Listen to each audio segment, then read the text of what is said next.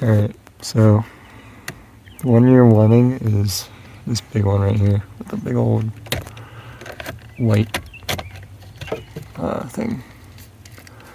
Now, in order to get this off, you will need a little flathead right there. One sec. Alright, once you push that flathead in, just push this piece out, and this will come off.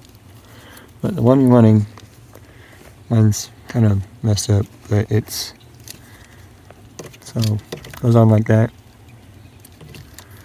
and it's this top one here. It'll be that big slot right there.